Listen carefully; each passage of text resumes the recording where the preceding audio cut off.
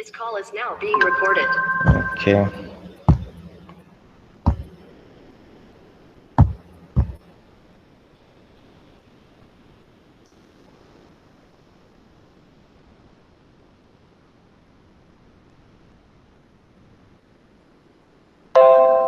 എല്ലാവർക്കും screen visible ആണെന്ന് വിചാരിക്കുന്നു. നമുക്ക് നമ്മളുടെ കലാപരിപാടികളിലേക്ക് പോവാം. ഇന്നത്തെ ക്ലാസ്സിൽ എനിക്ക് പഠിപ്പിക്കാനുള്ളത് സമ്മർ എയർ കണ്ടീഷനിങ്ങിനെ പറ്റിയിട്ടൊക്കെയാണ് നമ്മൾ പഠിക്കാൻ പോകുന്നത്. സമ്മർ സീസണിലുള്ള എയർ കണ്ടീഷനിങ്, വിന്റർ സീസണിലുള്ള എയർ കണ്ടീഷനിങ് വരുന്നത് നമ്മൾ 6th മൊഡ്യൂളിലാണ്. വിന്റർ സീസണിൻ്റെ ക്വസ്റ്റ്യൻസ് ഒന്നും പ്രോബ്ലംസ് ഒന്നും ചോദിക്കില്ല. സമ്മറാണ് നമ്മൾ മെയിനായിട്ട് നോക്കിയിട്ട് പഠിക്കേണ്ട സാധനം. അപ്പോൾ ഇന്നത്തെ ക്ലാസ് സമ്മർ സീസണിലെ എയർ കണ്ടീഷനിങ്ങിനെ പറ്റിയിട്ടാണ്. അതിൻ്റെ മുമ്പിട്ട് നമ്മൾ കുറച്ചൊരു ബേസിക്സ് പഠിക്കുക അതിൻ്റെ.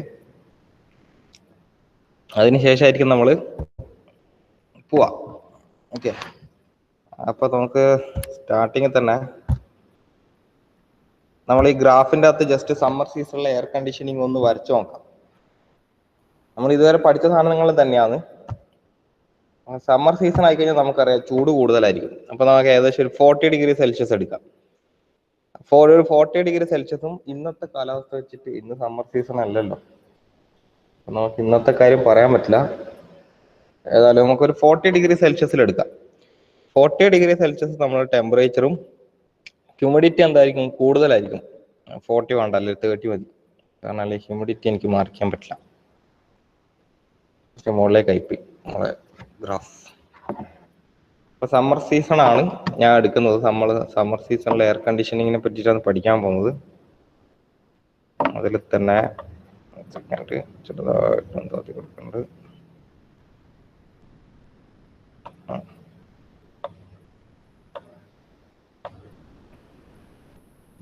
ഇവിടെ വെക്കാം.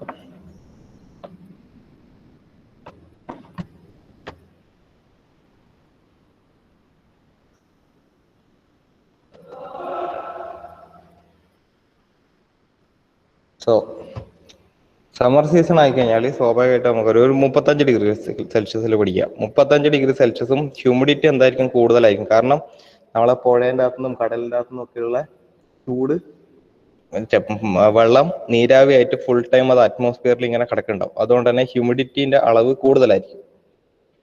നമുക്ക് ഒരു 60% ഹ്യൂമിഡിറ്റി എടുത്താൽ ശരിയാവും. വേണ്ട, ഏതാണ്ട് നമുക്കൊരു ഇവിടെ പിടിക്കാം അല്ലേ. 30 ഡിഗ്രി സെൽഷ്യസും 65% ഹ്യൂമിഡിറ്റി ആണെന്ന് വിചാരിക്കും. 30 ഡിഗ്രി സെൽഷ്യസും 60% ഹ്യൂമിഡിറ്റിയും. ആ പോയിന്റ് വരെ എവിടെയാണ്, 65 കൊടുക്കാം. 65% ഹ്യൂമിഡിറ്റി. പോയിന്റ്. ഓക്കെ, അതാണ് പോയിന്റ് നമ്പർ 1. ഇതാണ് നമ്മൾ ഔട്ട്സൈഡ് കണ്ടീഷൻ. ഏത് ഇതിന്റെ പേരാണ് ഔട്ട് സൈഡ് കണ്ടീഷൻ. നമ്മളെ പുറത്തുള്ള സ്ഥലം എന്ന് വെച്ച് കഴിഞ്ഞാൽ 30 ഡിഗ്രി സെൽഷ്യസും ഔട്ട്സൈഡ് കണ്ടീഷൻ എന്താ, 30 ഡിഗ്രി സെൽഷ്യസും 65% റിലേറ്റീവ് ഹ്യൂമിഡിറ്റിയും ഉള്ള കണ്ടീഷനാണ് ഔട്ട്സൈഡ് കണ്ടീഷൻ എന്ന് പറയുന്നത്. ജസ്റ്റ് ഞാൻ റഫായിട്ടൊരു കണ്ടീഷൻ എടുത്തതേ ഉള്ളൂ.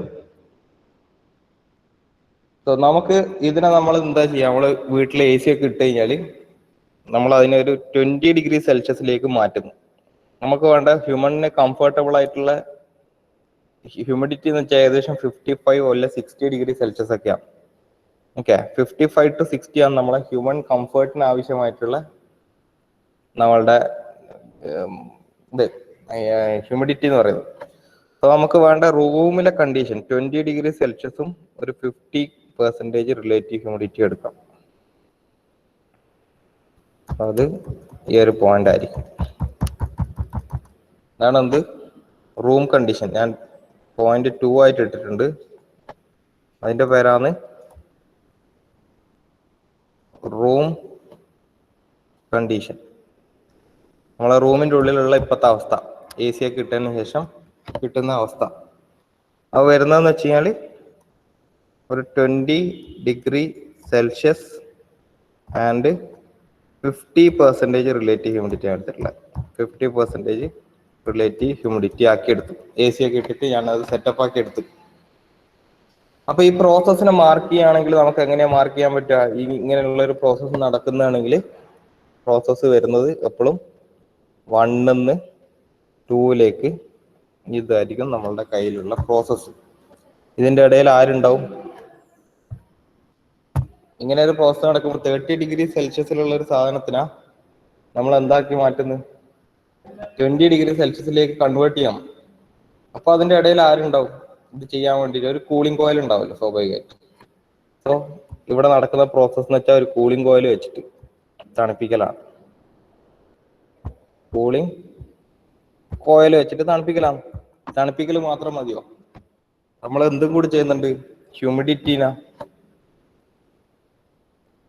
എവിടെ നിന്ന് അങ്ങോട്ടേക്കാം? ഹ്യൂമിഡിറ്റിന്റെ അളവ് നോക്കുകയാണെങ്കിൽ നിങ്ങൾക്ക് കാണാൻ പറ്റും. ഫസ്റ്റ് ഔട്ട്ഡോർ കണ്ടീഷൻ എന്ന് വെച്ചാൽ ഹ്യൂമിഡിറ്റി കുറച്ച് കൂടുതലായിരുന്നു. നമ്മൾ ഇൻസൈഡ് റൂം കണ്ടീഷൻ എടുക്കുമ്പോഴത്തേക്ക് ഹ്യൂമിഡിറ്റി കുറച്ച് കുറഞ്ഞു അല്ലേ? അപ്പൊ ഹ്യൂമിഡിറ്റിക്ക് എന്തായി? ഒരു ചെറിയൊരു ഡൗൺ ആയി. ഹ്യൂമിഡിറ്റിനെ നമ്മൾ എന്ത് ചെയ്തു? കുറച്ചു കൊണ്ടുവന്നു. ഓക്കെ, അപ്പൊ ഇവിടെ എന്താ? ഡീഹ്യൂമിഡിഫിക്കേഷൻ കൂടി നടത്തിയിട്ടുണ്ട്. അപ്പൊ 2 പ്രോസസ്സുകളാണ് നടന്നത്. കൂളിംഗും ഉണ്ട്, ഡീഹ്യൂമിഡിഫിക്കേഷനും ഉണ്ട്. ഓക്കെ, അപ്പൊ ഞാൻ എഴുതുന്നതാണ് സമ്മർ എയർ കണ്ടീഷനിങ്ങിന് നമുക്ക് ആവശ്യമായിട്ടുള്ള സാധനം എന്ന് വെച്ച് കഴിഞ്ഞാൽ ഒന്ന് കൂളിംഗ് ആണ്, തണുപ്പിക്കണം. ആൻഡ് മറ്റൊരാവശ്യം എന്ന് വെച്ചാൽ ഡീഹ്യൂമിഡിഫിക്കേഷൻ.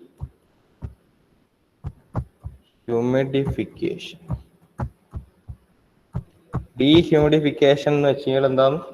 ഹ്യൂമിഡിറ്റിനെ കുറച്ച് കൊണ്ടുവരാം. കാരണം നമ്മൾ അന്തരീക്ഷത്തിന്റെ അകത്ത് മൊത്തം സമ്മർ സീസണാണ്, നല്ല വെയിലാണ്. അപ്പൊ നമ്മൾ ആറിയിട്ട തുണീൻ്റെ അകത്തുനിന്നും നമ്മളെ പുഴേൻ്റെ അകത്തുനിന്നും കടലിൻ്റെ അകത്തുനിന്നും ഒക്കെ എന്തുണ്ടാവും? വാട്ടർ കണ്ടന്റ് ഈ അറ്റ്മോസ്ഫിയറിൽ നീരാവിയായിട്ട് ഇങ്ങനെ കിടക്കുന്നുണ്ട്. അപ്പൊ ഹ്യൂമിഡിറ്റി കൂടുതലായിരിക്കും. അപ്പൊ അതിനെയും കുറക്കണം. പിന്നെ അപ്പൊ അതിനെയാണ് നമ്മൾ ഡീഹ്യൂമിഡിഫിക്കേഷൻ എന്ന് പറയുന്നത്. പിന്നെ നമുക്ക് ഓൾറെഡി എന്തും കൂടി കിട്ടണം? കൂളിങ്ങും ആവശ്യമായിട്ടുണ്ട്. ഈ 2 പ്രോസസ്സും ഒരുമിച്ച് നടക്കണം. ഓക്കെ, ഇത് നമ്മൾ സാധാരണ ഇത്രയും സമയം ചെയ്ത പ്രോബ്ലം തന്നെയാണ്. നമ്മൾ ലാസ്റ്റ് ചെയ്ത പ്രോബ്ലം ഒക്കെ ഏകദേശം ഇതേപോലെ തന്നെ ആയിരുന്നു. നമ്മളൊരു ഹൈ ടെമ്പറേച്ചറുള്ള സാധനത്തിനെ ലോ ടെമ്പറേച്ചറിലേക്ക് കൊണ്ടുവരികയായിരുന്നു ചെയ്തുകൊണ്ടിരുന്നത്. ഓക്കെ, അതിൽ വ്യത്യാസമൊന്നുമില്ല. ഒരു കൂളിംഗ് കോയിൽ വെച്ചിട്ട് തണുപ്പിക്കലൊക്കെ തന്നെയായിരുന്നു. നമ്മൾ അതിൻ്റെ അകത്ത് ഹ്യൂമിഡിറ്റിനെ കൺസിഡർ ചെയ്തിട്ടില്ല. നമ്മൾ അതിൻ്റെ അടുത്ത് ചോദിച്ചിട്ടുണ്ടായിട്ടില്ല. നമ്മുടെ ചോദിച്ചതെന്ന് വെച്ചാൽ രണ്ടാമത്തെ കൂളിംഗ് കോയിൽ കഴിഞ്ഞിട്ട് കിട്ടുന്ന അവസ്ഥ എന്താണ്, ഇങ്ങനെയൊക്കെയായിരുന്നു ക്വസ്റ്റ്യൻസിൽ ഉണ്ടായത്. അപ്പൊ ഇതാണ് നമ്മൾ എന്ത് പറയുന്നത്? ഇൻ ടോട്ടൽ ഈ ഒരു ഫുൾ പ്രോസസ്സിന്റെ പേരാണ് ശരിയില്ല, ഫുൾ പ്രോസസ്സിന്റെ പേരാണ് വരുന്നത് സമ്മർ എയർ കണ്ടീഷനിങ്. ഞാനിപ്പോ വരച്ച ഈ ഒരു പ്രോസസ്സിന്റെ പേരാണ് summer air conditioning. Summer air condition നമ്മൾ 2-3 കണ്ടീഷൻസ് എടുക്കുന്നുണ്ട്. ഔട്ട്ഡോർ നമ്മളെ റൂമിന്റെ പുറത്തുള്ള അവസ്ഥ എന്ന് വെച്ചാൽ ഔട്ട്ഡോർ കണ്ടീഷൻ എന്ന് വെച്ച് കഴിഞ്ഞാൽ നമ്മൾ ഭയങ്കര ചൂടാണെന്ന് വിചാരിച്ചിട്ട് കൺസിഡർ ചെയ്യുന്നത്. ഒരു 30°C 65% റിലേറ്റീവ് ഹ്യൂമിഡിറ്റി എടുത്തു. അതിനെ നമ്മൾ തണുപ്പിച്ചിട്ട് 2 എന്ന് പറഞ്ഞ കണ്ടീഷനിലെത്തി. 2 എന്ന് പറഞ്ഞ കണ്ടീഷന്റെ പ്രത്യേകത അതിനെയാണ് നമ്മൾ റൂം കണ്ടീഷൻ എന്ന് പറയാം. റൂം കണ്ടീഷൻ എങ്ങനെയാണ്? 20°C 50% relative humidity. അങ്ങനെ കുറച്ചുണ്ടോ? അപ്പൊ ഇവിടെ നമ്മൾ കുറച്ച ശരിക്കും 2 കാര്യങ്ങളാണ്. ഒന്ന് ടെമ്പറേച്ചർ കുറച്ചു, രണ്ടാമത് ഹ്യൂമിഡിറ്റിനെയും നമ്മൾ റെഡ്യൂസ് ചെയ്തു. 2 പ്രോസസ് നടന്നു. അപ്പൊ സമ്മർ സീസണിൽ നടക്കുന്ന പ്രോസസ് എന്ന് വെച്ചാൽ കൂളിങ്ങും ഡീഹ്യൂമിഡിഫിക്കേഷനും ആണ്. സമ്മർ സീസണിൽ നടക്കുന്ന പ്രോസസ്സുകളെ പറ്റിയിട്ടാന്ന് പറഞ്ഞാൽ ഇത് നമ്മൾ ഓൾറെഡി പ്രോബ്ലത്തിനകത്ത് ചെയ്തതാണ്. അതിനെ ഞാൻ ജസ്റ്റ് ഒന്ന് സമ്മർ സീസണിലുള്ള കണ്ടീഷൻ ആണെന്ന് പറഞ്ഞു തന്നിട്ടുണ്ട്. ഇനി ഇതിൻ്റെ അകത്തുള്ള മേജർ ആയിട്ടുള്ള ഒരു കമ്പോണന്റ് വെച്ച് കഴിഞ്ഞാൽ അതിനെ പറ്റിയിട്ടാണ് നമുക്ക് നെക്സ്റ്റ് നോക്കാനുള്ളത്. കൂളിംഗ് ആൻഡ് ഡീഹ്യൂമിഡിഫിക്കേഷൻ ആണെന്ന് മനസ്സിലായി. കൂളിംഗ് കോയിലൊക്കെ ഉണ്ട്, ഔട്ട്ഡോർ കണ്ടീഷൻ അവിടെ ഉണ്ട്. ആക്കി തൽക്കാലം ഈ ഒരു സ്ഥാനത്ത് ഞാൻ റബ്ബ് ചെയ്ത് കളയാം.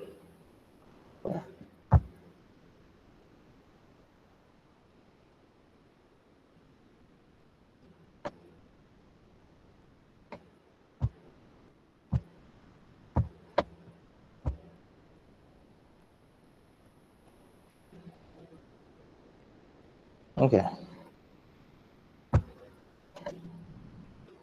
1 എന്ന് പറഞ്ഞ കണ്ടീഷൻ 1 നിന്ന് 2ലേക്ക് വന്നു. അപ്പോൾ നമ്മളെ പ്രോസസ്സ് മാത്രം ഞാൻ ഡിസ്പ്ലേയിൽ വെച്ചിട്ടുള്ളത്. 1 to 2 എന്ന് പറഞ്ഞ പ്രോസസ്സ് ഇൻ ബിറ്റ്വീൻ ഒരു കൂളിംഗ് കോയിൽ ഉണ്ട് എന്ന് പറഞ്ഞിട്ട് ആ പ്രോസസ്സ് മാത്രമേ ഞാനിപ്പം ഡിസ്പ്ലേയിൽ വെച്ചിട്ടുള്ളത്. കണ്ടാൽ മനസ്സിലാവായിരിക്കും. ഒന്നാമത്തെ നമ്മളെ മെയിൻ ആയിട്ടുള്ള ഇങ്ങനെ ഒരു പ്രോസസ്സ് എത്തിക്കുക എന്ന് പറഞ്ഞു കഴിഞ്ഞാൽ 2 കാര്യങ്ങളുണ്ട് എന്ന് പറഞ്ഞിട്ട് കൂളിംഗ് കോയിൽ വെച്ചിട്ടുണ്ട്, പിന്നെ ഡീഹ്യൂമിഡിഫയറും വെച്ചിട്ടുണ്ട്. അങ്ങനെ 2 എക്യുപ്മെന്റ് വെച്ചിട്ടുണ്ട്. ഇപ്പൊ ഈ പ്രോസസ്സ് ശരിക്കും നടക്കുക എങ്ങനെയാന്ന് വെച്ച് കഴിഞ്ഞാൽ,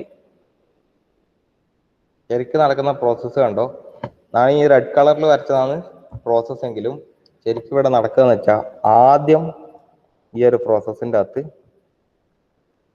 ഒന്നിക്കൽ ഇങ്ങനെ നടക്കും. 1 to ഒരു എക്സ് വരെ എത്തും.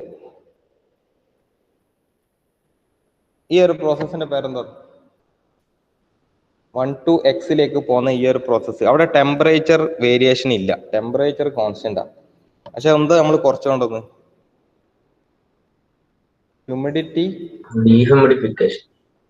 ഇവിടെ നടന്നത് ഡീഹ്യൂമിഡിഫിക്കേഷൻ. അതായത് ആദ്യം തന്നെ നമ്മൾ ചെയ്യാന്ന് വെച്ചാൽ ഒരു ഡീഹ്യൂമിഡിഫയർ വെച്ചിട്ട് എന്ത് ചെയ്യും, ഹ്യൂമിഡിറ്റിനെ ആദ്യം കുറച്ചുകൊണ്ടിരിക്കും. എന്നിട്ട് നമ്മളത് സെറ്റായി എന്ന് അറിഞ്ഞാൽ മാത്രമേ നമ്മൾ ആരുടെ അടുത്തേക്ക് പാസ് ചെയ്യുള്ളൂ. ഇത് ഓക്കെ ആയി എന്ന് അറിഞ്ഞു, നമ്മൾ ഡീഹ്യൂമിഡിഫിക്കേഷൻ കഴിഞ്ഞു, അത് സെറ്റായി എന്ന് അറിഞ്ഞു കഴിഞ്ഞാൽ നെക്സ്റ്റ് നമ്മൾ ചെയ്യുന്ന പരിപാടിയാണ് ആരുടേക്ക് എത്തിക്കല്, ഇങ്ങോട്ടേക്ക് എത്തിക്കല്. ഇതിന്റെ പേരാണെന്ന് കൂളിംഗ് അല്ലെ.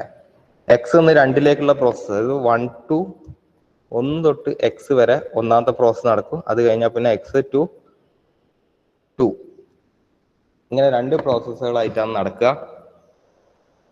ബാക്കിയുള്ള ചെറിയ കാര്യങ്ങൾ പറഞ്ഞുതരാം. നമ്മൾ ലാറ്റന്റ് ഹീറ്റും സെൻസിബിൾ ഹീറ്റിനെയും പറ്റി പഠിച്ചിട്ടുണ്ടായിരുന്നു. അത് പറയാൻ വേണ്ടിയിട്ടാണ് ഇത്രയും കാര്യങ്ങളൊക്കെ ചെയ്തത്. നമ്മളെ ഈ യെല്ലോ കളർ ലൈൻ, അതിന്റെ പേരായിരിക്കും എന്ത് ഹീറ്റ് റിമൂവ് ചെയ്യല്? Yellow colour line 1 to X എന്ന് പറഞ്ഞ പ്രോസസ്സ്, യെല്ലോ കളർ. ആ പ്രോസസ്സിൽ അത് എന്ത് ഹീറ്റാ റിമൂവ് ചെയ്തിട്ടില്ല? നമ്മൾ ടെമ്പറേച്ചർ കാണുന്നുണ്ടോ, വ്യത്യാസം കാണുന്നുണ്ടോ? ഇല്ലല്ല, ടെമ്പറേച്ചർ കോൺസ്റ്റന്റ് അല്ലേ. 1 to എക്സ് എന്ന് പറഞ്ഞ പ്രോസസ്സ്, 1 to എക്സ് എന്ന് പറഞ്ഞ പ്രോസസ്സ് എടുക്കുക. ആ യെല്ലോ കളർ ലൈൻ ടെമ്പറേച്ചറിൽ യാതൊരു വിധ വ്യത്യാസവും ഇല്ല. അപ്പൊ ആ പ്രോസസ്സിന്റെ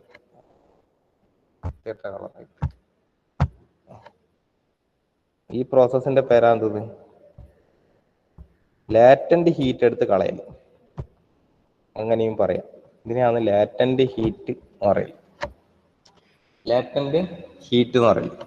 അതേപോലെ തന്നെ ഈ എക്സ് ടു 2, എക്സ് എന്ന് 2ലേക്ക് നമുക്ക് എന്ത് കാണാൻ പറ്റും? ടെമ്പറേച്ചർ വേരിയേഷൻസ് കാണാൻ പറ്റും. 30 ഡിഗ്രി സെൽഷ്യസ് 1ലുള്ള ടെമ്പറേച്ചർ 30 ആയിരുന്നു, 2ലെത്തിയപ്പോഴത്തേക്ക് അത് 20 ആയി. ടെമ്പറേച്ചർ വേരിയേഷൻ കാണാൻ പറ്റുന്നുണ്ട്, വ്യക്തമായിട്ട് കാണാം. ഒരു തെർമോമീറ്റർ വെച്ചാൽ നമുക്കത് കിട്ടും. അപ്പൊ ഈ ഒരു പ്രോസസ്സിന്റെ പേരാകുന്നത് സെൻസിബിൾ ഹീറ്റ്. സെൻസിബിൾ ഹീറ്റ് അത് ഏതൊരു റൂമിലും ഈ ഒരു 2 പ്രോസസ് നമ്മൾ നടത്തേണ്ടി വരും. ലാറ്റന്റ് ഹീറ്റും സെൻസിബിൾ ഹീറ്റിംഗ്. ഹീറ്റിംഗ് അല്ല, കൂളിംഗ് ആണ്. ലാറ്റന്റ് കൂളിങ്ങും സെൻസിബിൾ കൂളിംഗ്. അവിടെ നടക്കുന്ന ആ ഹീറ്റിന്റെ പേര് മാത്രമേ ഞാനിട്ടുള്ളൂ. ലാറ്റന്റ് ഹീറ്റാണ് ഇവിടെ റിമൂവ് ചെയ്യുന്നത്, ഇപ്പുറത്തെ സൈഡ് സെൻസിബിൾ ഹീറ്റാണ് റിമൂവ് ചെയ്യുന്നത്. ഈ 2 കാര്യങ്ങൾ കാണിക്കാൻ വേണ്ടിയിട്ടാണ് ഇന്നത്തെ ഈ ക്ലാസ് മൊത്തം ഞാൻ എടുത്തിട്ടുള്ളത്. ഇതുവരെയുള്ള ലോജിക്ക് ഓക്കെ ആണെന്ന് വിചാരിക്കുന്നു. 2-3 കാര്യങ്ങളാണ് പറഞ്ഞത്. ഒറ്റയടിക്ക് ഈ 1 നിന്ന് 2ലേക്കുള്ള പ്രോസസ്സ് നടക്കൂല. പകരം നടക്കുന്നത് 1 to എക്സ്, പിന്നെ എക്സ് ടു 2, ഈ ഒരു പ്രോസസ് ആയിരിക്കും ശരിക്കും നടക്കുക ഇൻ പ്രാക്ടിക്കൽ. അതിന്റെ കമ്പോണൻസ് കണ്ടു കഴിഞ്ഞാൽ അടുത്ത ഞാൻ വരക്കാൻ പോകുന്നത് ഇതിന്റെ കമ്പോണൻസ് ആയിരിക്കും. അപ്പൊ നിങ്ങൾക്ക് അത് ഓക്കെ ആയിക്കോളും. അപ്പൊ ഒന്ന് നടക്കാന്ന് വെച്ചാൽ ലാറ്റന്റ് ഹീറ്റും, രണ്ടാമത് നടക്കാന്ന് വെച്ചാൽ സെൻസിബിൾ ഹീറ്റിംഗും ആയിരിക്കും. ഈ 2 പ്രോസസ്സുകൾ വഴിയാണ് ഇവിടെ എത്തിക്കുന്നത്. ഓക്കെ, ആദ്യം തന്നെ നമ്മൾ ലാറ്റന്റ് ഹീറ്റ് മൊത്തം റിമൂവ് ചെയ്യും. അത് കഴിഞ്ഞാൽ നമ്മൾ സെൻസിബിൾ ഹീറ്റ് മൊത്തം റിമൂവ് ചെയ്യും റൂമിലുള്ള. അങ്ങനെയാണ് നമ്മൾ സമ്മർ എയർ കണ്ടീഷനിങ്ങിലേക്ക് എത്തുന്നത്. ഓക്കെ ആണെന്ന് വിചാരിക്കുന്നു. നമുക്ക് സമ്മർ എയർ കണ്ടീഷനിങ്ങിന്റെ ചിത്രം ഞാൻ ഒന്ന് വരച്ചു.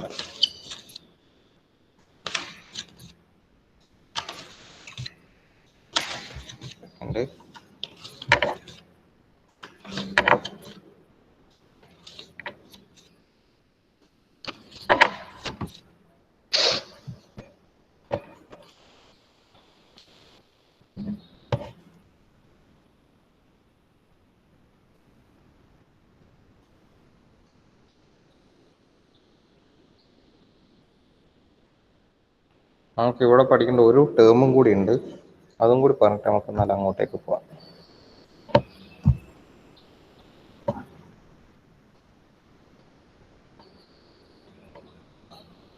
നമ്മൾ പഠിക്കേണ്ട ഒരു ടേമും കൂടി ഉണ്ട്.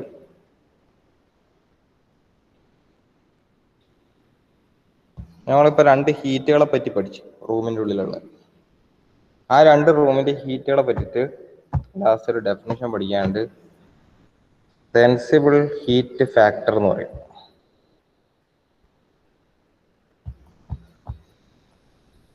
സെൻസിബിൾ ഹീറ്റ്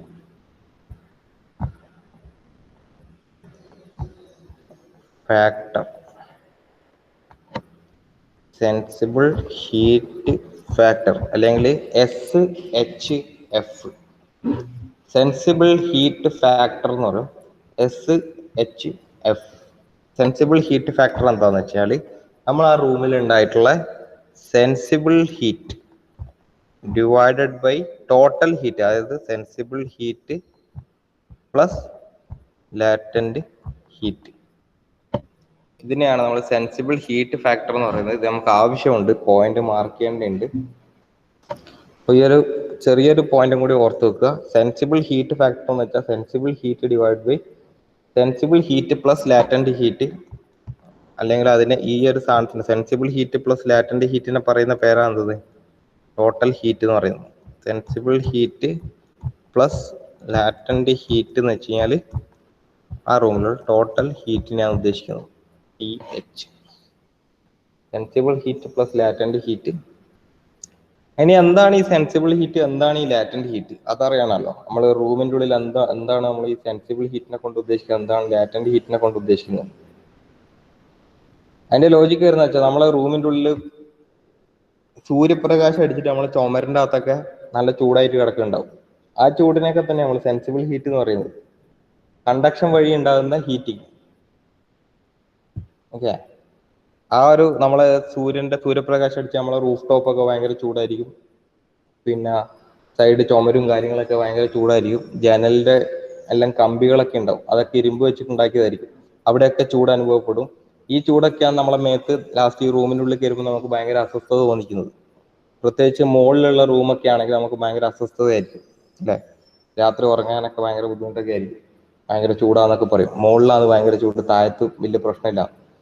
കാരണം മുകളിൽ റൂഫ് ടോപ്പിൽ നമുക്ക് ഫുൾ ടൈം സൂര്യപ്രകാശം അടിച്ചുകൊണ്ട് നിൽക്കാം. അപ്പൊ അങ്ങനെ തന്നെയാണ് നമ്മൾ സെൻസിബിൾ ഹീറ്റ് എന്ന് പറയുന്നത്. അപ്പൊ നമ്മൾ കളയേണ്ട ഒന്നത്.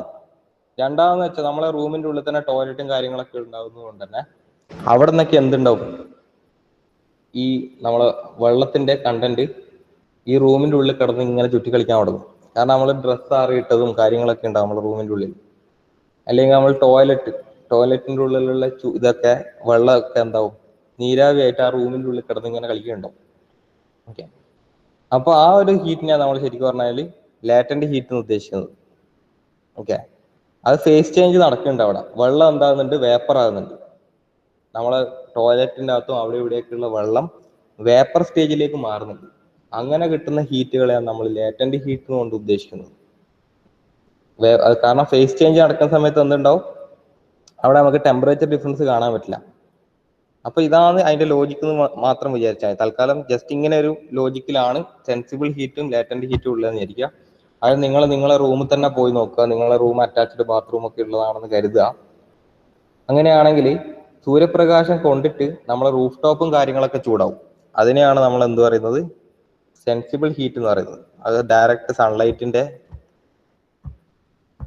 വെച്ചിട്ടുണ്ടാകുന്ന ഹീറ്റ്, സൺലൈറ്റ് നമ്മളെ റൂഫ് ടോപ്പിലൊക്കെ അടിച്ചിട്ടുണ്ടാകുന്ന ഹീറ്റ്. നെക്സ്റ്റ് സ്റ്റേജ് എന്ന് പറഞ്ഞാൽ നമ്മളെ വീട്ടിനുള്ളിൽ ടോയ്ലറ്റ് ഒക്കെ ഉണ്ടെന്ന് വിചാരിക്കാം, തൊട്ടടുത്ത് തന്നെ റൂം അറ്റാച്ച്ഡ് ബാത്റൂം ഒക്കെ വിചാരിക്കാം. അങ്ങനെയാണെങ്കിൽ സ്വാഭാവികമായിട്ട് ഈ ചൂട് കിട്ടിയതിനെ കൊണ്ട് ഈ കുറെ വെള്ളത്തിന്റെ കണ്ടന്റ് എന്താവാൻ തുടങ്ങും, വേപ്പർ സ്റ്റേജിലേക്ക് മാറാൻ തുടങ്ങും. അപ്പൊ അവിടെ എന്ത് നടക്കുന്നുണ്ട്, ഫേസ് ചേഞ്ച് നടക്കുന്നുണ്ട്. നമ്മളെ റൂമിന്റെ ഉള്ളിൽ ഹ്യൂമിഡിറ്റി കുറച്ചുകൂടെ കൂടാൻ വേണ്ടി പോവാം. അപ്പൊ അങ്ങനെ കിട്ടുന്ന ചൂടിനെ നമ്മൾ എന്ത് പറയുന്നത്, ലാറ്റന്റ് ഹീറ്റ് എന്നും പറയുന്നു. അപ്പൊ എല്ലാ റൂമിലും ഈ സംഭവങ്ങൾ നടക്കുന്നുണ്ടാവും. നമ്മൾ ഏതൊരു റൂം എടുത്താലും ഈ സംഭവങ്ങൾ ഉണ്ടാവും. അതേപോലെ തന്നെ മനുഷ്യന്മാർ വേർക്കുന്ന സമയത്തും കുറച്ച് കഴിഞ്ഞാൽ നമ്മൾ ഫാനൊക്കെ ഇട്ട് കഴിഞ്ഞാൽ ഇതൊക്കെ നമ്മൾ വിചാരിക്കും ആ വേർപ്പൊക്കെ പോയല്ലോ, സെറ്റ് ആയല്ലോ എന്നായിരിക്കും. ഈ വേർപ്പൊക്കെ എവിടെയുണ്ട്, നമ്മളെ റൂമിന്റെ ഉള്ളിൽ തന്നെ വേപ്പർ സ്റ്റേജിലായിട്ട് ഇങ്ങനെ കിടന്ന് കളിക്കുന്നുണ്ട്. ഇതൊന്നും നമ്മൾ അറിയായിട്ടാണ്, നമ്മളെ കണ്ണിൻ്റെ ഉള്ളിൽ പെടാത്ത കുറേ കാര്യങ്ങളാണ്. ഓക്കെ, അപ്പോൾ അതിനെ പറ്റിയിട്ടൊക്കെ നമ്മളിങ്ങനെ ജസ്റ്റ് അത് ഒരു ഇമാജിൻ ചെയ്ത് നോക്കുക. ഞാൻ നല്ലോണം കളിച്ച് വേർത്തിട്ടൊക്കെയാണ് എൻ്റെ റൂമിലേക്ക് വരുന്നത്. സ്വാഭാവികമായിട്ട് ഫാൻ ഇടാൻ തുടങ്ങും. ഫാൻ ഇടുന്ന സമയത്ത് കുറച്ച് സമയം കഴിഞ്ഞ് കഴിഞ്ഞാൽ എൻ്റെ കയ്യിലുള്ള വേർപ്പും എൻ്റെ തലയിലുള്ള വേർപ്പൊക്കെ ഒന്നും കാണാനുണ്ടാവില്ല. ശരിക്കും പറഞ്ഞാൽ ആ വേർപ്പൊക്കെ എവിടെയുണ്ട്? നമ്മുടെ റൂമിൻ്റെ ഉള്ളിൽ തന്നെ വേപ്പർ സ്റ്റേജിലേക്ക് മാറിയിട്ട് അവിടെ ഇങ്ങനെ കിടക്കുന്നുണ്ട്. അതാണ് അതിൻ്റെ അർത്ഥം. ഓക്കെ, അല്ലാണ്ട് വേർപ്പൊന്നും നമ്മൾ തിരിച്ച് നമ്മളെ ശരീരം വലിച്ചെടുത്തതല്ല. ഇങ്ങനത്തെ കുറേ പരിപാടികളൊക്കെ ഉണ്ട്. അപ്പോൾ അവിടെ വരുന്നതാണ് സെൻസിബിൾ ഹീറ്റും സെൻസിബിൾ ഹീറ്റ് ലാറ്റന്റ് ഹീറ്റും. സെൻസിബിൾ ഹീറ്റ് പ്ലസ് ലാറ്റന്റ് ഹീറ്റിനെ നമ്മൾ എന്ത് പറയുന്നത്? ടോട്ടൽ ഹീറ്റ് എന്ന് പറയുന്നത്. ഇത്രയാണ് നമുക്ക് സമ്മർ എയർ കണ്ടീഷനിങ്ങിൽ പഠിക്കാനുള്ളത്. നെക്സ്റ്റ് നമുക്ക് നോക്കാനുള്ളത് വെച്ചാൽ സമ്മർ എയർ കണ്ടീഷനിങ്ങിൻ്റെ ഉള്ളിലെ കമ്പോണൻസ് എന്തൊക്കെയാണെന്നാണ്.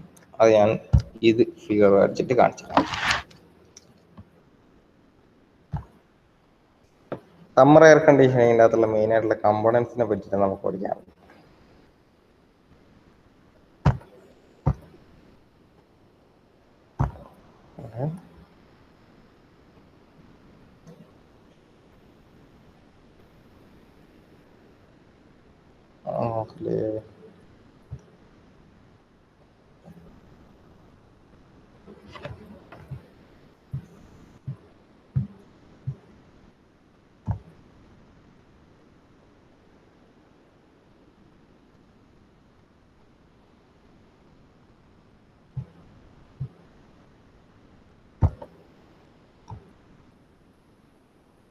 സമ്മർ എയർ കണ്ടീഷനിങ്ങിലേക്കാണ് പോകുന്നത്.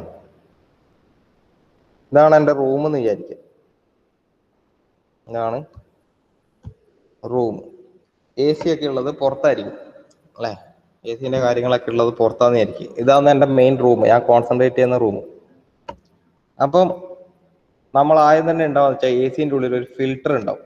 അറിയാൻ പറ്റും, നിങ്ങളെ വീട്ടിലൊക്കെ അടിക്കെങ്കിൽ അല്ലെങ്കിൽ ഷോപ്പിലോ കാര്യങ്ങളൊക്കെ AC ഉണ്ടെങ്കിൽ ജസ്റ്റ് അതിൻ്റെ കേസ് ഒന്ന് തുറന്നു നോക്കി കഴിഞ്ഞാൽ ഫസ്റ്റ് തന്നെ നമ്മൾ കാണുക ഫിൽറ്റർ ആയിരിക്കും. എയർ ഫിൽറ്റർ ഉണ്ടാവും, എല്ലാ AC-ക്കും ഉണ്ടാവും. എന്നാൽ അത് നമ്മൾ ഇടയ്ക്കിടയ്ക്ക് വൃത്തിയാക്കി കൊടുക്കണം, അല്ലെങ്കിൽ നമുക്ക് എന്ത് കിട്ടൂല, തണുപ്പ് കുറച്ച് കുറയാൻ തുടങ്ങും കുറച്ച് സമയം കഴിഞ്ഞ് കഴിഞ്ഞാൽ. അതിന് കാരണം എന്ന് വെച്ചാൽ AC-ൻ്റെ നമ്മളെ എയർ വരുന്നുണ്ടാവും. എയർ വലിച്ചെടുക്കുന്ന ഭാഗത്ത് ഒരു ഫിൽറ്റർ കമ്പാർട്ട്മെന്റ് വെച്ചിട്ടുണ്ടാവും. ഒരു ചെറിയൊരു മെഷ് പോലത്തെ സാധനം, ഫിൽറ്റർ മെഷ്, അതുണ്ടാവും അവിടെ. ആ ഫിൽറ്ററും കഴിഞ്ഞിട്ട് ആ പൊടിയും കാര്യങ്ങളൊക്കെ കടന്നതിന് ശേഷമാണ് നമ്മളെ എയറിന്റെ എൻട്രി വരുന്നത്, എയർ ഉള്ളിലേക്ക് എൻട്രി ചെയ്തു വരുന്നത്. അങ്ങനെ ചെയ്തു വരുന്ന എയറിനെ നിങ്ങൾക്ക് എങ്ങനെ വേണമെങ്കിലും വരയ്ക്കാം. നമ്മൾ 2 പ്രോസസ്സുകളാണ് ചെയ്യുന്നത്. ഒന്നെന്താണ്, കൂളിംഗ് കോയിൽ വേണം, പേര് കൂളിംഗ് കോയിലാണ്, കൂളിംഗ് കോയിൽ. ഓക്കെ, രണ്ടാമതുള്ളതാണ് ഈ സമ്മർ എയർ കണ്ടീഷനിങ്ങിന് മാത്രമല്ല, നിങ്ങൾ പറയും ഡീഹ്യൂമിഡിഫയർ വേണമെന്ന് പറയും അല്ലേ? ഒരു ചെറിയൊരു പീസ് ഓഫ് എന്തെന്ന് ഡീഹ്യൂമിഡിഫിക്കേഷൻ നടത്തണ്ടേ? നിങ്ങൾ പറയും ഡീഹ്യൂമിഡിഫയർ വേണമെന്ന്. ശരിക്കും പറഞ്ഞാൽ നമ്മൾ സമ്മർ എയർ കണ്ടീഷനിങ്ങിൻ്റെ അകത്ത് ഡീഹ്യൂമിഡിഫയർ യൂസ് ചെയ്യുന്നില്ല. കാരണം എന്ന് വെച്ച് കഴിഞ്ഞാൽ കൂളിംഗ് കോയിലാണ് നമ്മളെ കയ്യിലുള്ളത്. കൂളിംഗ് കോയിൽ ഉള്ള സമയത്ത് കൂളിംഗ് കോയിൽ എന്ന് വെച്ചാൽ സ്വാഭാവികമായിട്ട് ടെമ്പറേച്ചർ എന്തായിരിക്കും, കുറവായിരിക്കുമല്ലോ. കൂളിംഗ് കോയിലിൻ്റെ അകത്ത് ടെമ്പറേച്ചർ നമ്മൾ പറയാ ഒരു 16 degree Celsius. Cooling coil temperature 16 degree Celsius ആണെന്ന് വിചാരിക്കും. 16 ഡിഗ്രി സെൽഷ്യസിൽ ഏതെങ്കിലും വാട്ടർ വേപ്പർ കണ്ടൻസ് ആവാണ്ട് നിൽക്കുമോ?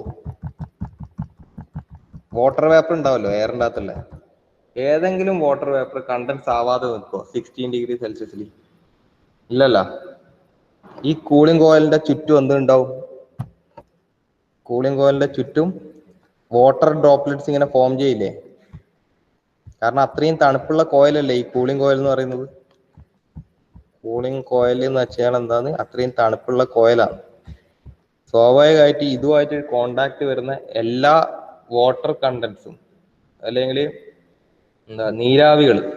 നീരാവികൾ ഈ കൂളിംഗ് കോയിലിൽ തട്ടിയിട്ട് എന്താവും, വാട്ടർ വേപ്പറായിട്ട് നിൽക്കൂലേ? സ്വാഭാവികമായിട്ട് അതിവിടെ കണ്ടൻസ് ആയിട്ട് നിലത്ത് വീഴില്ലേ? ഈ പൈപ്പിന്റെ ഉള്ളിൽ തന്നെ വാട്ടർ ഉണ്ടാവില്ലേ? അപ്പൊ സെപ്പറേറ്റ് നമ്മൾ ഡീഹ്യൂമിഡിഫയർ വെക്കേണ്ട ആവശ്യമുണ്ടോ? മനസ്സിലായോ? സിമ്പിൾ ലോജിക്കാണ്. നമ്മൾ ഉപയോഗിച്ചിരിക്കുന്നത് ആരെയാണ്? കൂളിംഗ് കോയിലിനെയാണ്. കൂളിംഗ് കോയിൽ വെച്ച സമയത്ത് അത് കൂളിംഗ് കോയിൽ സ്വാഭാവികമായിട്ട് നല്ല തണുപ്പുള്ള സാധനം. നമ്മളെ ഈ വാട്ടർ കണ്ടന്റും പിന്നെ എയറും ആണ് ഉള്ളിലേക്ക് വരുന്നത്. അപ്പൊ ആ വാട്ടർ കണ്ടന്റ് സ്വാഭാവികമായിട്ട് എന്ത് സംഭവിക്കും? ഈ കൂളിംഗ് കോയിലിനെ ടച്ച് ചെയ്ത് കഴിഞ്ഞാൽ അതിന്റെ സർഫസിന്റെ ഒക്കെ വന്നിട്ട് നമ്മൾ ഗ്ലാസ് തണുത്ത വെള്ളം എടുത്തിട്ട് നമ്മൾ റൂമിന്റെ പുറത്ത് വെച്ചാൽ സ്വാഭാവികമായിട്ട് നമുക്ക് എന്ത് കിട്ടും? ആ വെള്ളം ഗ്ലാസിന്റെ പുറത്ത് ഫുൾ വാട്ടർ ഡ്രോപ്ലെറ്റ്സ് ഫോം ചെയ്യുന്നില്ലേ? ആ സെയിം എഫക്റ്റ് ഇവിടെ ഉണ്ടാവില്ലേ? ആ വെള്ളമാണ് എവിടെ ഉണ്ടാവുക? ഈ ഡക്റ്റിന്റെ ഉള്ളിൽ തന്നെ ഉണ്ടാവുക. അപ്പൊ നിങ്ങൾക്ക് കാണാൻ പറ്റും, എ സി കുറച്ച് സമയം ഇട്ട് കഴിഞ്ഞാൽ എ സിന്റെ ഉള്ളിൽ നിന്ന് വെള്ളം ഇറ്റിക്കൊണ്ടിരിക്കും, നല്ല തണുത്ത വെള്ളം ഇറ്റുന്നുണ്ടാവും. അതെന്തുകൊണ്ടാണ്? ഈ ഒരൊറ്റ കാരണം കൊണ്ടാണ്. അപ്പൊ നമുക്ക് സെപ്പറേറ്റ് ആയിട്ട് എന്ത് വേണ്ട? ഡീഹ്യൂമിഡിഫയറിന്റെ ആവശ്യമില്ല. പകരം നമുക്ക് വേറൊരു സാധനം കൂടി വേണം. ഒരു ചെറിയൊരു ഹീറ്റിംഗ് കോയിൽ വേണ്ടി വരും. കൂളിംഗ് കോയിൽ മാത്രമല്ല, ഒരു ചെറിയൊരു ഹീറ്റിംഗ് കോയിൽ.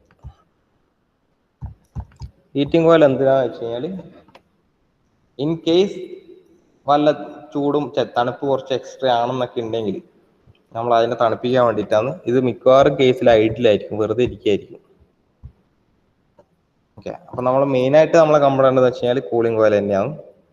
ഈ കൂളിംഗ് കോയിൽ ഉള്ളിടത്തോളം കാലം നമുക്ക് ആവശ്യമില്ല, ഡീഹ്യൂമിഡിഫയർ ആവശ്യമില്ല. കാരണം നമുക്കറിയാം വെള്ളത്തിന്റെ ഡ്രോപ്ലെറ്റ്സ് കൂളിംഗ് കോയിൽ തണുത്ത ഒരു പ്രതലത്തിൽ തട്ടിക്കഴിഞ്ഞാൽ സ്വാഭാവികമായിട്ട് അത് എന്താവും? അവിടെ തന്നെ വന്ന് നിൽക്കും അല്ലേ? വെള്ളത്തുള്ളികളായിട്ട് നമ്മളെ കുടിക്കുന്ന വെള്ളം, തണുത്ത വെള്ളം കുടിക്കുന്ന ഗ്ലാസ് ഒക്കെ എടുത്ത് നോക്കിയാൽ മതി, പുറത്ത് വെച്ചിട്ട് കുറച്ച് സമയം കഴിഞ്ഞാൽ ഗ്ലാസിന്റെ ചുറ്റും എന്തുണ്ടാവും? വെള്ളത്തിന്റെ ഡ്രോപ്ലെറ്റ്സ് കാണാൻ പറ്റും. അപ്പൊ അതുകൊണ്ട് തന്നെ ഇതിന്റെ ആവശ്യമില്ല. പിന്നെ ഉള്ളതെന്ന് വെച്ചാൽ ഏറ്റവും ലാസ്റ്റ് ഉണ്ടാവും ഒരു ഫാനാണ്. അത് നിങ്ങൾക്ക് കാണാൻ പറ്റും. പിന്നെ ഉണ്ടാവും എന്താണ്? ഒരു ഫാൻ ഉണ്ടാവും. എ സിന്റെ പേരാണ് ഫാൻ. നമ്മൾ അതിൻ്റെയാണ് സ്പീഡ് കൂട്ടലും കുറക്കുകയൊക്കെ ചെയ്യുക. കാറിൻ്റെ ഉള്ളിൽ കയറി കഴിഞ്ഞാലൊക്കെ ഒന്ന് നോക്കുക. കാറിൻ്റെ ഉള്ളിൽ ഫാനിന്റെ സ്പീഡ് കൂട്ടാനും കുറക്കാനും ഒരു നോബുണ്ട്. 1, 2, 3, 4 എന്നൊക്കെ പറഞ്ഞിട്ട് ഓരോ നോബുണ്ട്. ഒരു തിരിക്കുന്ന സാധനം, നമ്മളെ റെഗുലേറ്റർ പോലത്തെ. അത് ഈ ഫാനിന്റെ സ്പീഡ് കൂട്ടാനും കുറക്കാൻ വേണ്ടിയിട്ടാണ്. അപ്പൊ നമുക്ക് കിട്ടിയ എന്തായി? തണുത്ത എയർ, ഡീഹ്യൂമിഡിഫൈഡ് ആയിട്ടുള്ള എയർ ആണ് ഇപ്പൊ ഇവിടത്തേക്ക് വന്നിട്ടുള്ള നമ്മളെ റൂമിലേക്ക് കയറിയിട്ടുള്ളത്. കയറി കഴിഞ്ഞാൽ നമ്മൾ വിചാരിക്കും ഇനി ഈ റൂമിന്റെ ഉള്ളിൽ ഈ എയർ മൊത്തം ഇങ്ങനെ കെട്ടിക്കിടക്കും. അങ്ങനെയല്ല, നമ്മളൊരു ചെറിയ നമ്മളെ എ സിന്റെ അകത്ത് തന്നെ ഒരു പ്രൊവിഷൻ ഉണ്ട് ഇതിനെ പിടിച്ച് പുറത്തേക്ക് കളയാൻ വേണ്ടിയിട്ട്. അങ്ങനെ ഈ എയർ എന്താക്കും? തൽക്കാലം സർക്യൂട്ട് വരച്ചതേ ഉള്ളൂ, നമ്മളെ റൂമിന്റെ അപ്പുറ സൈഡ് കൂടെ പോകുന്നല്ലേ ഇതിന്റെ അർത്ഥം. ഇതെന്താക്കും?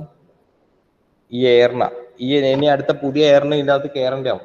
അപ്പൊ അതുകൊണ്ട് എ സിന്റെ ടോപ്പ് മോസ്റ്റ് സൈഡിൽ കൂടെ ഈ എയറിന് എന്ത് ചെയ്യും? കളയും. കളയുന്നതിൻ്റെ അകത്ത് ചെറിയൊരു പാർട്ട് ഓഫ് എയറിനെ നമ്മൾ രണ്ടാമത് ഇവിടത്തേക്ക് തന്നെ എടുക്കും. അതിനെയാണ് നമ്മൾ റീസർക്കുലേറ്റഡ് എയർ എന്ന് പറയുന്നത്. Recirculated air. കാരണം എന്താന്ന് വെച്ച് കഴിഞ്ഞാൽ എന്നിട്ട് ബാക്കിയുള്ളതിനെ നമ്മൾ കളയും. അതായത് ഒരു 70% എയറും നമ്മൾ കളയും. ബാക്കി ഒരു 30% ഓഫ് എയർ നമ്മൾ എന്ത് ചെയ്യും? റീസർക്കുലേറ്റ് ചെയ്യും.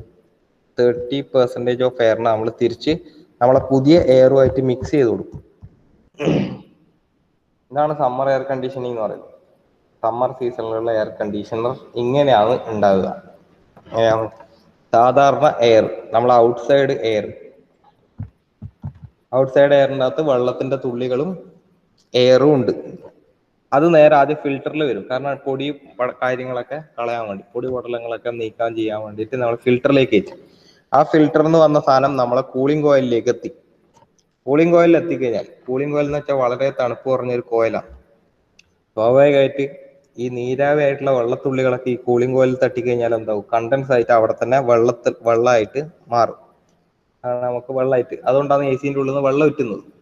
നമ്മളെ കാറിന്റെ അകത്തായാലും കാറിന്റെ എക്സോസ്റ്റ് പൈപ്പിന്റെ ഉള്ളിൽ കൂടി അല്ലെങ്കിൽ ഫ്രണ്ട് എഞ്ചിന്റെ നേരെ താഴത്തുനിന്നൊക്കെ വെള്ളം ഇങ്ങനെ ഉറ്റിക്കൊണ്ടിട്ടുണ്ടാവും. എ സി ഓൺ ആയി കഴിഞ്ഞാൽ കുറച്ച് സമയം ഇങ്ങനെ നിർത്തിയിട്ടിട്ടൊക്കെ നോക്കിയാൽ അതിന് കാരണം ഇതാ. ഓക്കെ, അപ്പൊ കൂളിംഗ് കോയിലാണ് സ്വാഭാവികമായിട്ട് ഈ എയർ തണുക്കുകയും ചെയ്യും. അങ്ങനെ തണുത്ത എയർ നേരെ അവിടത്തേക്ക് വരും. ഒരു ഹീറ്റിംഗ് കോയിൽ ഉണ്ട്. അത് നമുക്ക് ചൂട് വേണമെങ്കിൽ മാത്രമേ നമ്മൾ ഇത് ഉപയോഗിക്കുള്ളൂ. ഇൻ കേസ് ഇവിടത്തെ ചൂട് പ്രശ്നമാണെങ്കിൽ, നമ്മൾ തണുപ്പിച്ചത് ഭയങ്കര പ്രശ്നമാണെങ്കിൽ മാത്രമേ നമ്മൾ ഹീറ്റിംഗ് കോയിലും കൂടി വർക്ക് ചെയ്യുള്ളൂ. നമ്മൾ സെറ്റ് ചെയ്ത ടെമ്പറേച്ചറിനെക്കാട്ടിയും ചെറുതായി പോയെങ്കിൽ മാത്രം. അല്ലാത്ത പക്ഷെ അത് നേരെ ഫാനിലേക്ക് പോകും. അങ്ങനെ ഫാന് വഴി നമ്മളെ റൂമിലേക്ക് അത് സർക്കുലേറ്റ് ആവും.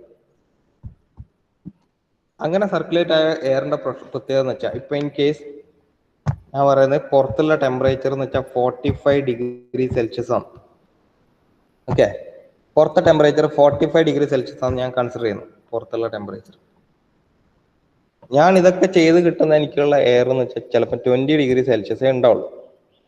20°C ആയിരിക്കും ഞാൻ ഈ കൂളിംഗ് കോയിലിനെയൊക്കെ സെറ്റാക്കി വെച്ചില്ല, ഞാൻ റിമോട്ടിൽ വെച്ച് പിടിപ്പിച്ചിട്ടുണ്ടാവാം. ഈ 20°C എയർ നമ്മൾ മനുഷ്യന്മാരുടെ കിടക്കുന്നതെല്ലാം ഉണ്ടാവും റൂമിൻ്റെ ഉള്ളിൽ. നമ്മളടിക്കുന്നതൊക്കെ ചൂട് വലിച്ചെടുത്തിട്ട് മേ ബി ഒരു 25°C ആയിട്ടുണ്ടാവും. 25°C ആയ എയറിനെ നമ്മൾ മൊത്തത്തിൽ അങ്ങ് പുറത്തേക്ക് കളയല്ല ചെയ്യാം. കാരണം എന്താ, നമുക്കൊരു തണുത്ത എയർ ഉണ്ടല്ലോ ഇവിടെ, സെർട്ടൈൻ എമൗണ്ട് ഓഫ് ഒരു തണുത്ത എയർ ഉണ്ട് 25°C. അതിന് ഞാൻ ഇതിന്റെ കൂടെ കൂട്ടുകയാണെങ്കിൽ എനിക്ക് ആരുടെ പണി കുറക്കാം? ഈ കൂളിംഗ് കോയിലിന്റെ പണി കുറച്ചുകൂടെ.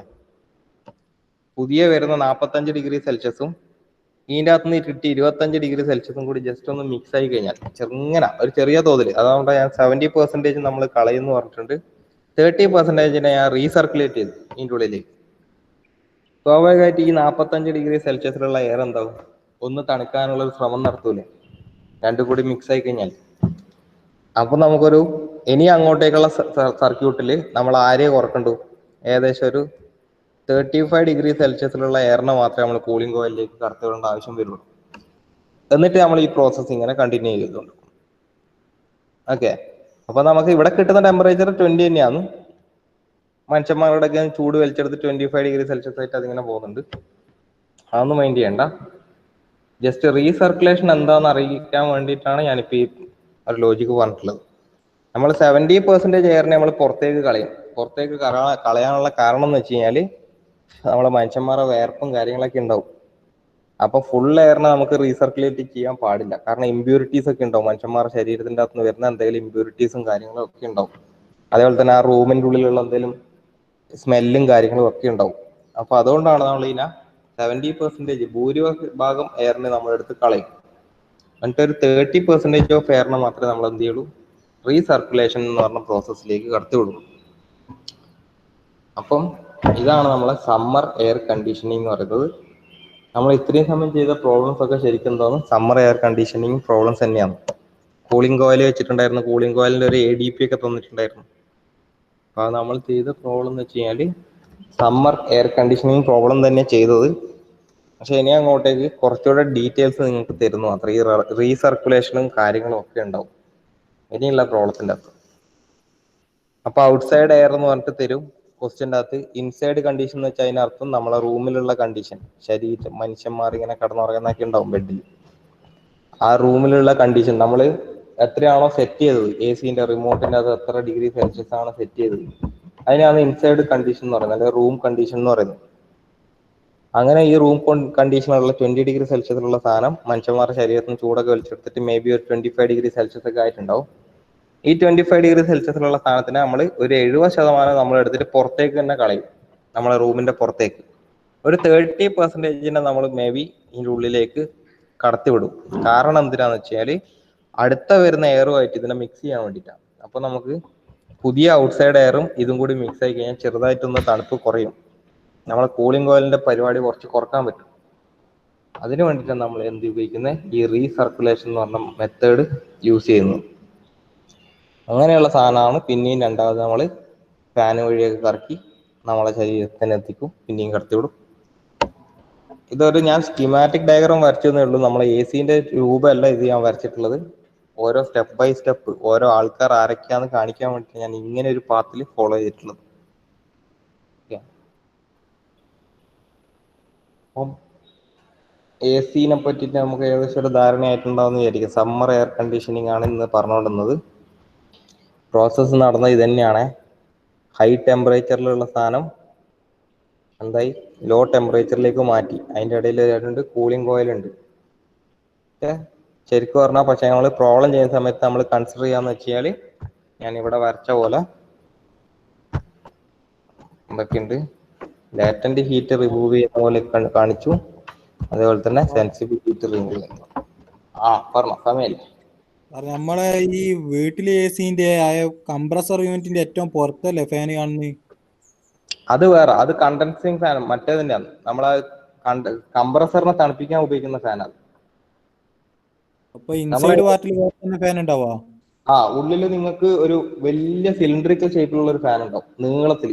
നമ്മളെ എ സി പരന്നിട്ട് നീളത്തിൽ ഷേപ്പിൽ ഒരു ഫാൻ ഉണ്ടാവും കറങ്ങുന്നത്. അതിന്റെ ഇടയിൽ കൂടെ നോക്കിയാൽ മതി, നമ്മളെ വെന്റിലേഷന്റെ ഇടയിൽ കൂടെ ഉള്ളിലേക്ക് നോക്കിയാൽ നിങ്ങൾക്ക് കാണാൻ പറ്റും ആ ഫാൻ. മറ്റേത് നമ്മളെ കംപ്രസർ ചൂടാവുന്നുണ്ടല്ലോ, ആ കംപ്രസറിനെ തണുപ്പിക്കാൻ വേണ്ടിയിട്ടില്ല. അതേപോലെ തന്നെ കണ്ടൻസറിന്റെ അകത്തുനിന്ന് തണുപ്പിക്കാൻ വേണ്ടിയിട്ട് കണ്ടൻസറിനെയും കംപ്രസറിനെയും തണുപ്പിക്കേണ്ട ഫാനാണ്. അത് നമ്മളെ ഇതിൻ്റെ അകത്ത് ചിന്തിക്കേണ്ട ആവശ്യം വരുന്നില്ല.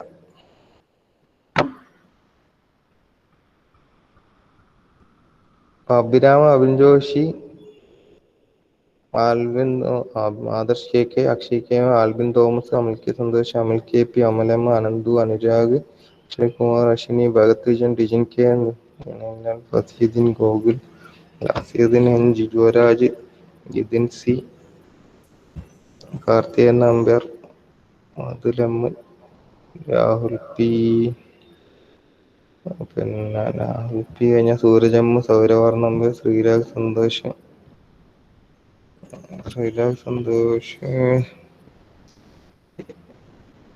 ശ്രീരാഗ് കഴിഞ്ഞ Vaishakh P, Vaishnav C K, Vaishnav P K, Waseem,